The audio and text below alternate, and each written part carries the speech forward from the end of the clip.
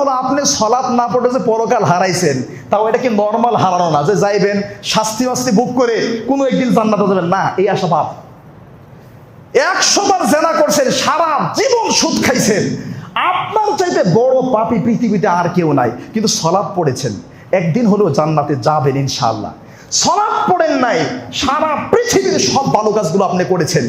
সালাত পড়েন নাই, সারা দুনিয়ার সব ভালো কাজ আপনার দ্বারা হয়েছে, কোনো লাভ নেই, আপনি জান্নাতে তো যাবেন না, কোনোদিনই যাবেন না। ফেরাউন, হামান, কারণের মতো, যে যারা কোনোদিন সালাত পড়ে নাই আর জেনার কর্মে লিপ্ত ছিল, এদের লাশটা যদি কাবা ঘরের নিচে নিয়ে আব্দুর রহমান সুদাইসকে 100 বার জানাজার নামাজ পড়াই, জান্নাতে যাবে? আর তো জানাজার নামাজই নাই। আরে নামাজই তো নাই, ওর যে মারা গেছে বেনামাজি, ওর জানাজার নামাজই নাই। বেনামাজি যদি মারা যায় তাহলে কয়টা? 5টা জিনিস করণীয়। কয়টা? নামাজি ব্যক্তি মারা গেলে করণীয় কি?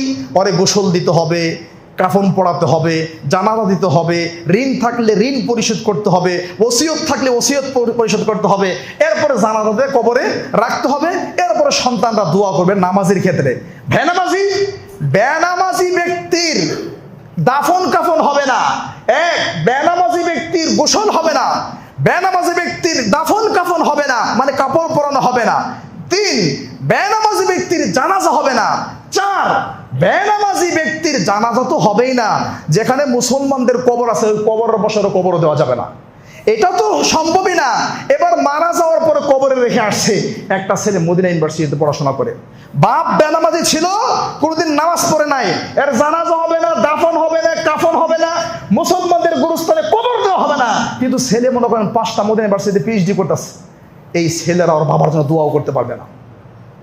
এই ছেলেগুলো এই বেনামাজি বাবার জন্য, যারা 5টা ছেলে মদিনা ইউনিভার্সিটিতে মনে করেন পিএইচডি করতেছে, এরা তার বাবার জন্য কিয়ামত পর্যন্ত দোয়াও করতে পারবে না, কারণ এরা কাফের হয়ে মারা গেছে।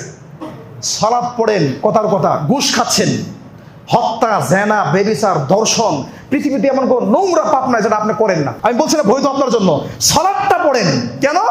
কালিমার পরে সালাতটা পড়লে আপনার ফাউন্ডেশনটা ঠিক থাকবে, চাবি থাকবো, চাবি দুর্বল হবে, এটা দুর্বল চাবি, চাবি থাকবো, এতগুলো পাপের পর আপনার চাবি থাকবো, জাহান্নামে যাবেন, শাস্তি ভোগ করবেন, কোনোদিন জান্নাতে যাবেন।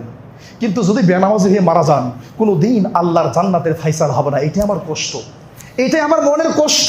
এই জন্য কথাগুলো আপনাদেরকে এইভাবে বলতেছি যে জান্নাতে যান, কোনো একদিন হলে যান, এটা আমি চাই।